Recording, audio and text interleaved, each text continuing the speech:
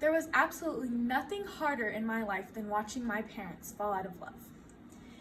No kid wants to go through that or wants to see that happen as they're growing up. Nobody, of course, wants it at all, but especially not a kid at the age of 12. Going through middle school in that awkward phase where they kind of didn't know what they wanted in life and were making new friends and trying to figure out who they were barely, and then having to act like everything was perfect and fine and that their home life wasn't as wrecked as it really was. My parents fought every night, and it was hard to believe that they were ever actually in love at some point. But I guess at some point I got very used to it, and it became routine to just put on a fake smile and act like everything was okay. Because while I was at the age of 12, my sister was at the age of 8. And having to watch your parents fight at the age of 12 is hard. Having to do it at the age of 8 is hard enough. So I put on a brave face and I was there for her, and I had to be there for her because nobody else was going to be. My brother worked all the time and my parents always fought. So I stepped up and I had to take on that role as being that figure that she could go to.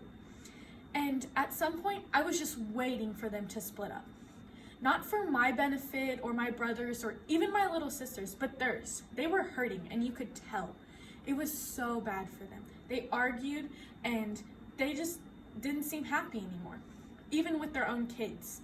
And that hurts whenever you're trying to do good and you're having games because you're finally in sports now and your parents just kind of don't seem like they want to be there because everything else kind of in their world is crashing down. And I know that me wanting them to split up was what everybody wanted, but it wasn't easy for them. We all knew they were in pain and we all knew that it was going to happen at some point. But when you love somebody for as long as they did, it's hard. When that's the only person you know and have ever loved like that, then it's kind of a constant thing and you're scared of change. And I get that. They both fell in love. My dad was at the age of 19 and my mom was at the age of 17.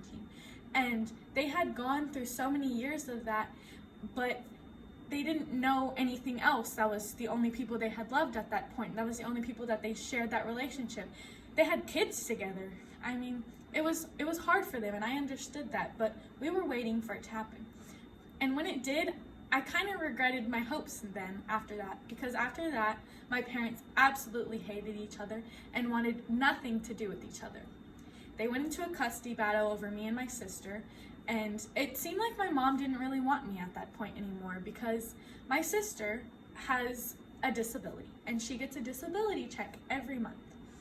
And so my mom saw that as her bringing in money and me not bringing in money. So she fought hard to get my sister so she could get that money because she knew that she couldn't make it on her own. My dad was the main supporter of the family at that point, and she knew she hadn't worked in years because my dad provided, and so she really needed that money. So she fought very hard for my sister, which kind of made me feel like I was being neglected by her.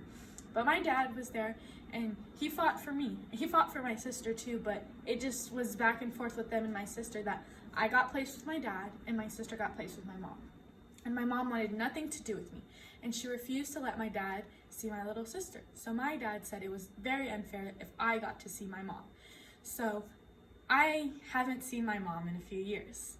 And now looking back at it, I feel like it's okay because I think the life that I got thrown into and almost chose is perfect now. Because yeah, I had to grow up a little bit faster than most 12-year-olds. Yeah, I kind of had to teach myself how to do girl things because I lived with my single dad at the time, and he didn't really know how to take care of a little girl, and he didn't know how to do the things most moms would teach their little girls. So I had to do it all on my own. But now I have a very loving and supportive dad who is always there for me and always takes care of me. And now he's found somebody who makes him just as happy as he makes me. And it was hard at first, and I would not wish that upon any 12-year-old, but I did it, and I think that it shaped me into the person that I am today, and that I'm a lot stronger because of it. And I know that I'll always have that support system, and my dad has really been my rock through everything, and I wouldn't have chose any other life.